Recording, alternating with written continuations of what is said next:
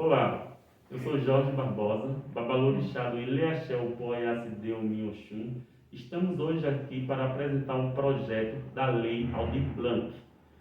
Vamos começar com hashtag Minhas Histórias, Minhas Resistências. Para isso, convidei a minha amiga e professora Cíntia Bezerra para junto falarmos deste projeto.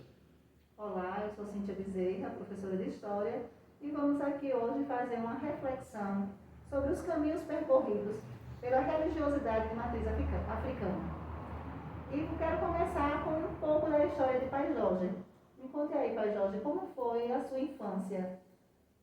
Você já se iniciou no terreiro? Você já era de terreiro? Você tinha outra religião? Como é? Me conte aí um pouco da sua vida, a começar pela infância. Bem, praticamente eu nasci no terreiro do Candomblé, né? A qual minha avó era a Ialorixá do terreiro. Cresci, me criei, vendo, participando e até mesmo ajudando nos cultos dos orixás. Mas também eu frequentava a igreja católica, né? Fiz catecismo, já dei aula de catecismo e também ajudei na capela do Hospital do Malan. Tinha uma capelinha onde a irmã Josefa era quem cuidava e junto com a irmã Josefa eu ajudava a manter a capela limpa, preparar para as missas, né? E o padre Bernardino sempre ia pela manhã fazer essas missas. Minha avó, o terreiro de minha avó era próximo. E nisso também ela ia às missas. Sua avó também, mesmo ela sendo líder de Ialorixá, terreiro, ela também frequentava as missas católicas. sim, ela também participava das missas católicas. A gente sabe que existia aqueles olhares, né, preconceito, mas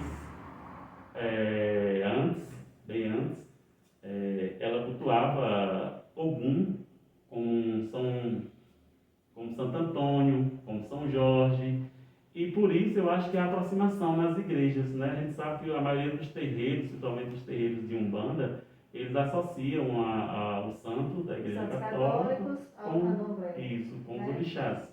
Historicamente falando, nós sabemos que houve uma proibição, né, dos cultos, de vários cultos, não só de matriz africana, mas também indígena, né? Isso. Em 1870, 1800, então foram proibidas todos esses tipos de culto. E aí eu acho que uma maneira que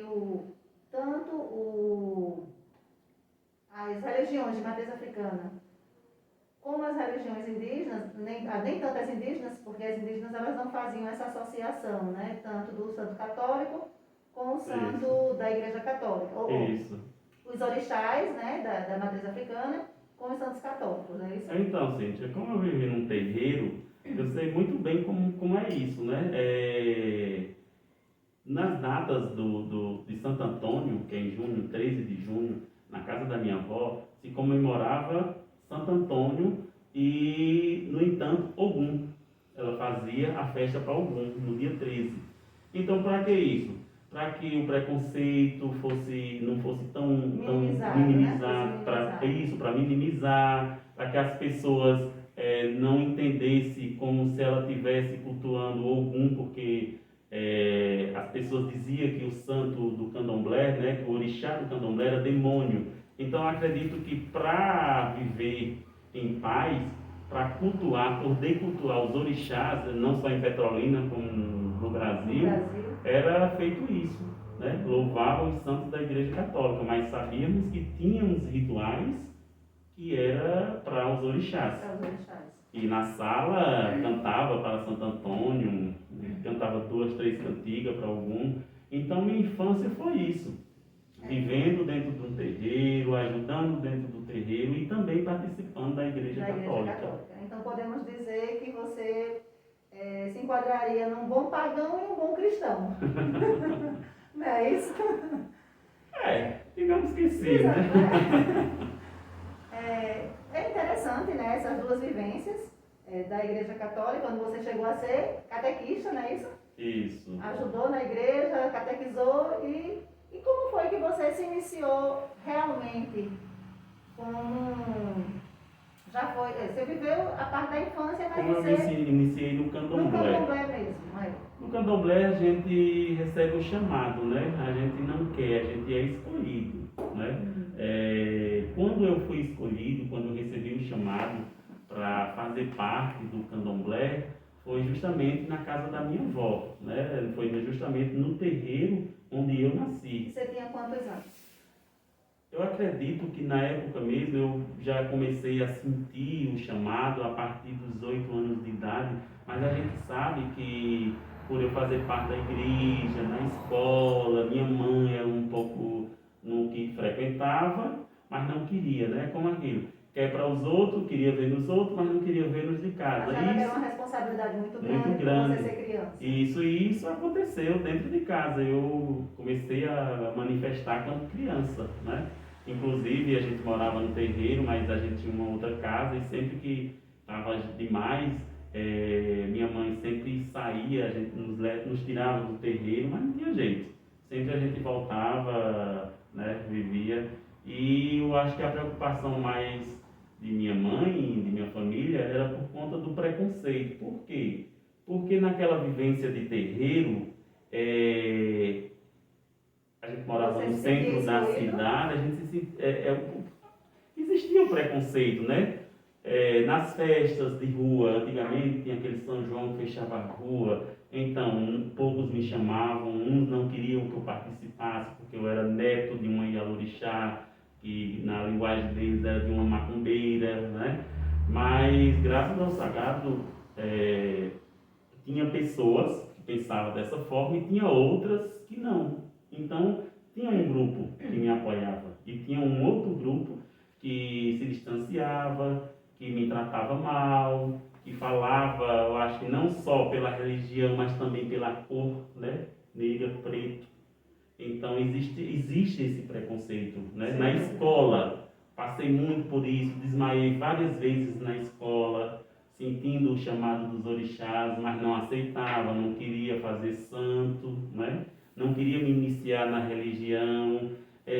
Como eu também frequentava a católica, eles diziam que o culto do candomblé era um culto voltado ao Satanás, que não seria bom para mim ser do candomblé, que o melhor para mim era ser da igreja. Então sua mente ficava dividida, né? Assim, entre o catolicismo, entre não é, acho que acredito que nem a questão da religiosidade mesmo, mas o que as pessoas falavam, né? Isso. Influenciava. O bom, Cintia, era que eu não conseguia, eu não absorvia o que as pessoas falavam. Eu sentia no coração, quando a tabaco tocava, eu sentia no coração quando eu via a minha avó se manifestando, quando eu via meus irmãos de santo ali se manifestando. Então eu sentia que tudo aquilo que eles falavam na rua não conduzia com o que eu vivenciava, né? Então eu vivenciava num terreiro onde eu era bem acolhido, não só eu como quem chegasse, onde todas as pessoas eram tratadas bem, né? Então não tinha por que eu acreditar que o candomblé era um culto demoníaco, era um culto que louvava Satanás, como ainda hoje vários cristãos falam aí que o candomblé não é uma religião boa, né? Então eu vi que a religião não é que tem que ser boa, quem tem que ser boa são as pessoas, né? Tem um coração bom. E eu via que onde eu convivia com senhoras e senhores bem mais velhos do que eu, né? Que vivenciam aquilo desde criança também, né? Como minha avó, como outros e outros que participavam nos rituais na casa da minha avó. E eu vi que eram pessoas de bem, eram pessoas que tinham um coração bom, eram pessoas que procuravam fazer o bem, né? Eram pessoas que se uniam, terreiros, vinha um pai de santo de um outro bairro, vinha para a casa da minha avó, faziam os rituais, terminava num banquete, todo mundo jantando, conversando, dialogando, contando as histórias, né? Então eu via com muita música, com muito som de atabaque, então eu vi que aquilo não era nada, coisa ruim, não era coisa do mal, como muitos acham. E aí, em 2004, minha avó veio a falecer e eu fui escolhido para dar continuidade ao terreiro, né? Hoje o terreiro está aqui no Porto da Ilha. Hoje a gente vivencia praticamente quase a mesma coisa também, né? Quase a mesma, a mesma intolerância, o mesmo racismo, porque aqui é um bairro rural, de zona rural, mas reside muitas pessoas de outra religiões que ainda não aceita e, por pior, não respeita a nossa crença, a nossa fé, né? Não respeita o nosso sagrado. Inclusive, quando eu estou dando aula de história, né, quando a gente vai abordar a questão das religiões africanas, eu sempre escuto algum aluno ou se benzendo, ou brincando, dizendo, vai falar já o que não presta, não sei o quê. Então, assim, é uma coisa que está sempre estigmatizada para o mal. E eu costumo dizer o seguinte, para a reflexão deles, né, dos meus alunos, se a religião afrodescendente, né, de matriz africana, fosse uma religião do mal, nenhum senhor de engenho teria conseguido sobreviver. Com certeza. Eles teriam morrido só pela força da religião, porque quantos negros eles não trouxeram para cá, né, quantos negros africanos não trouxeram para cá, e esses negros, de madrugada, nas senzalas, faziam os seus cultos religiosos. Se a religião fosse do mal, não tinha ficado nenhum branco vivo. Inclusive, Cíntia, muitas pessoas falam que não gostam da religião, que não gostam do candomblé, que é uma religião ruim, mas final de ano estão vestidos de branco, né? Onde é um branco que predomina na nossa religião. Estão no mar, dando flores para Iemanjá. E ainda mais, quantas crianças e quantas pessoas não já foram na casa de um rezador rezar, né? Exatamente. Aí tem a contradição, né? Exatamente. A pessoa se encontra em contradição até mesmo sem saber.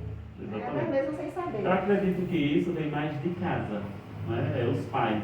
Acredito que se os pais ensinassem e exigissem que seus filhos respeitassem o próximo, isso não aconteceria. A gente não passava pelo que a gente passa ainda hoje, né? A gente não era tão discriminado, né, e tão mal visto se tivesse uma educação, se a criança fosse educada, né? Porque, te digo, aqui no terreiro mesmo eu tenho várias crianças e muitas, a maioria delas, passa por algum tipo de intolerância, de preconceito, de racismo, principalmente nas escolas. A gente sabe que as escolas era para ensinar, né, lei, ensinar as histórias de matrizes africanas, mas a gente sabe que isso não acontece, né, e está muito difícil. E quando tem algo falando de religião, que eu vou citar um exemplo de um filho de santo da casa que participou de uma aula onde a professora disse que Xangô era um demônio.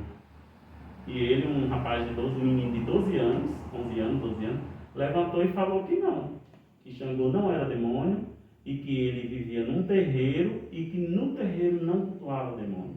Né? Então, para a gente ver, nos lugares que era para educar as crianças, para ensinar a ter amor e respeito, elas incitam o preconceito religioso, principalmente religioso. É incitado constantemente. E você, quando criança na escola, como era a sua vivência, já que você tinha essa dualidade entre ser da Igreja Católica e de ser e também ter crescido no terreiro, né? E como era dentro da escola? Também não era fácil. Naquela época existia a matéria de religião e a religião era católica. A religião era o cristianismo. O cristianismo. E quando falava em apresentar algum trabalho, que eu perguntava por que não colocar O candomblé, eles diziam que o candomblé não era religião, que era uma seita. Queriam que eu entendesse que candomblé era uma seita. Né? Então, e você passou por algum constrangimento? vários, vários, inclusive mesmo sair da sala, já fui mandado sair das salas várias vezes, porque eles queriam que eu aceitasse que candomblé era seita. E eu sempre insisti e insisto em dizer que candomblé não é seita, é uma religião. Agora, a gente sabe que é uma religião que foi trazida pelos escravos, pelos negros. E tudo que é de negro Por isso é marginalizado. é marginalizado. Você vê que o esporte, a capoeira é marginalizada, né? Não só a capoeira, como danças afros são mal vistas. Hoje a cultura nessa parte, nessa área de dança e da luta da capoeira, né, já está um pouco, eu acredito que mais aceita, mais do que a religião. Acho que a religião ainda que sofre mais nesse sentido. Eu ainda acho que é aceita, entre aspas, porque a gente vê vindo verbo do governo federal, estadual, para outros tipos de esporte. Mas para a capoeira não. Sim. Né? A gente vê que ela não é tão inserida, tão reconhecida na sociedade. Como um basquete, um vôlei, um futebol. Exatamente. Né? Então por isso que eu ainda digo que tudo que ainda é de negro, ainda hoje, ainda é marginalizado. E principalmente pelos órgãos competentes, pelo governo, pela prefeitura, né? Eu vejo dessa forma. Porque você sente na pele, né? Exatamente, e só pode falar quem sente na pele. É verdade. Pai Jorge, e sua vida profissional? Então, Cíntia, eu terminei o 2º grau, fiz técnico em enfermagem, atuei em hospitais, mas não dei continuidade por conta que a gente vê que tem muitas coisas que acontecem e a gente não pode fazer muita coisa, principalmente como técnico, né, em enfermagem. Você sofria sendo técnico de enfermagem? Com certeza, principalmente no meu estágio. Eu fui estagiar no hospício. Não. E quando eu chegava nesse local, eu via que tinha pessoas com problemas espirituais. Quando elas me avistavam, elas me tirem daqui, você tem como me tirar daqui? E eu não poderia falar nada. Já pensou se eu vir dentro de um hospital daquele, psiquiatra, dizer, não, essa pessoa não está doente, ela está doente, mas espiritual, e eu posso fazer algo por essa pessoa, ou posso levar alguém? Você acha como iriam me tratar? Então, o que foi que eu fiz? Eu pedi, conversei com o professor, para eu não fazer essa aula, porque eu não me sentia bem. A energia daquelas pessoas me incomodava, eu não estava conseguindo desenvolver meu estágio bem. Entendi. E aí conversei com o professor, ele entendeu e me deu uma outra tarefa. Então fiz outra tarefa e saí. Mesmo assim voltei para o hospital achando que ia ser diferente. E nisso não foi. Então o que é que eu fiz? Eu fiz um curso de especialização em enfermagem do trabalho. E comecei a atuar nas fazendas. Técnico de enfermagem do trabalho. Também vi que não era o meu caminho. Dei continuidade, fiz faculdade tecnológica de segurança do trabalho e hoje ainda presto serviço, né, autônomo com algumas empresas e com alguns parceiros engenheiros que tem algumas empresas. Quando precisa, eu ainda atuo nessa área. Interessante você ter tocado esse assunto do hospício, porque há um século atrás, as doenças mentais, elas estavam ligadas, teve alguns estudiosos, né, que ligaram as doenças mentais à religião. Diziam que era culpa da religião de matriz ou africana ou indígena. Né? Que as pessoas, então, era como se as pessoas que frequentavam, que tinham acesso a essa religião, enlouquecessem. E só quem enlouquecia era quem participava dessa religião, ou quem tinha recebido algum trabalho nesse sentido. Isso. Né? E a gente sabe, hoje, estudos, existe um monte de gente com alguns transtornos, né, que não tem nada a ver com religião. É isso mesmo, inclusive. Transtornos que as pessoas... hoje em dia o que a gente tem de casos de depressão, de pessoas que não fazem nem parte de religião nenhuma, né, como aí tem a bipolaridade, esquizofrenia, são pessoas, a esquizofrenia era muito relacionada à religião, por quê? Porque as pessoas ouviam vozes, né? Um dos sintomas da esquizofrenia é a pessoa ouvir vozes. Isso, inclusive nos terreiros cuidam muito nessa parte. Os terreiros de candomblé, os terreiros de umbanda, aqui mesmo de Petrolina, a gente ajuda muito nessa parte, na saúde mental. Por quê? Porque existem várias ervas, existem vários rituais onde a gente leva ao paciente, ao consulente, a calma, a ficar tranquilo. Eu já vi várias pessoas chegar com vários problemas assim, mental, na casa de minha avó, em outros terreiros, e saírem normal, bem. Na verdade, eu acho que a religiosidade ela ajuda a pessoa a acalmar, seja ela qual for, seja ela de matriz africana, de matriz cristã, judaica. Eu acho que a religião é para ser um aconchego. Isso é para ser um lugar de amor, de tranquilidade. Isso eu acho que independente de qual seja a religião, e não um lugar de transtorno mental. Isso mesmo. E falando, Cíntia, vamos falar da existência e resistência dos terreiros de Petrolina, que é uma luta constante. Diariamente a gente passa por várias situações, né? Existe um registro, existe uma oficialização desses terreiros? Pronto, existe sim. Então a gente criou uma associação em 2007, justamente para unir, integrar esses povos, né? Integrar as comunidades de terreiro, umbanda, candomblé, tendas, espiritismo. Essa associação engloba todos esses segmentos, né? E juntos lutarmos pelos nossos direitos, né? Por mais respeito, né? E a associação foi criada em 2007 e hoje a gente vem aí na luta, né? Já temos, eu acredito que 50%, 40% dos terreiros de Petrolina são associados hoje. No começo foi bem difícil. Tem algum caso que possa relatar em relação aos terreiros, em relação à sociedade? Sim. Assim, de terreiro não poder funcionar, de ter horário? Sim, temos vários casos. Inclusive, a gente teve eu boto com perseguição, né? O Ministério Público atuou aqui numa casa, um terreiro de candomblé aqui na região, exigindo para que o terreiro parasse de funcionar por conta das imolações, né? E aí teve um movimento, a gente se uniu, todos os terreiros se encontraram, tivemos uma audiência pública onde essa coibição que foi feita foi relaxada, né? Deu a permissão novamente para o terreiro funcionar. E aí a gente se sentiu vitorioso, né? Porque a gente sabe que a imolação não é só no candomblé, em várias outras religiões, e é algo que tira do profano e leva para o sagrado, e é algo milenar, né? Quantos anos não existe vários e vários rituais dentro do candomblé, é uma religião bem antiga, né?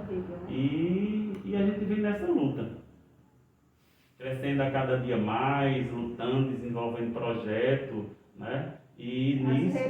assim, existe uma rede de solidariedade entre as casas, de junção, como é? Na sociedade? Dentro da sociedade de terreiro, existe essa relação de junção, de solidariedade e de expandir assim, esse conhecimento para as comunidades, porque assim, a partir do momento que se resiste, né, ou seja, já está, como você falou, é uma religião milenar. Isso. Né? Então, que resiste dentro do Brasil, apesar de ter sido perseguida, a gente sabe de vários casos de perseguição, desde a época da colonização até dias atuais. Mas a gente sabe que existe também uma aceitação. Isso. Né? Existe também uma aceitação, porque senão a religião já tinha sido extinta. Né? E muita gente se esconde, participa e se esconde ao mesmo tempo. A gente sabe que em relação a ir ao terreiro, a gente sabe que tem muita gente que vem ao terreiro. Né? A gente sabe que temos pessoas que vêm, não querem ser vistas, não querem falar que frequentam o terreiro, mas existe também a união dos terreiros, Isso, né? é isso que eu queria Sempre perguntar, é a existe questão sim solidária entre os terreiros, né? De um apoiar o outro, a associação foi justamente para isso, para unir esses terreiros. isso, Em é isso busca que de acontece. Existe a conquistas. união dos terreiros, existe um dia onde a gente se encontra na beira do rio, que é o dia 8. Inclusive, o dia 8 de dezembro é a lei do Dia dos Povos de Terreiro em Petrolina, né? É um dos dias onde encontram vários terreiros, vários babalorixás e alorixá, um dia onde a gente vai louvar os orixás das águas. Existe sim, também existe quando a gente vai fazer os nossos rituais. Agora não, que a gente sabe que estamos em tempos de pandemia, né? Os terreiros estão fechados, né? Aberto interno, mas na luta, pedindo sempre ao sagrado para que essa doença se afaste, pedindo a Xangô, pedindo a todos os orixás que nos abençoe, que livre todos dessa doença. E sempre que vai ter um ritual na minha casa, eu convido outros babalorixá, eles vêm à minha casa, eu vou a deles e aí há uma união, Um né? abençoa o outro, Um né? abençoa o outro, assim para que a gente possa seguir firme, né? Isso. E essa lei, né? A lei do projeto que nós estamos falando hoje, A Lei Aldir a Blanc. Lei Aldir Blanc, ela ajudou os terreiros, ela teve influência agora nessa pandemia, porque foi uma lei de proteção à cultura, não é isso? Isso. Que tanto protege artistas, Isso. e aí como foi assim para os terreiros? Essa lei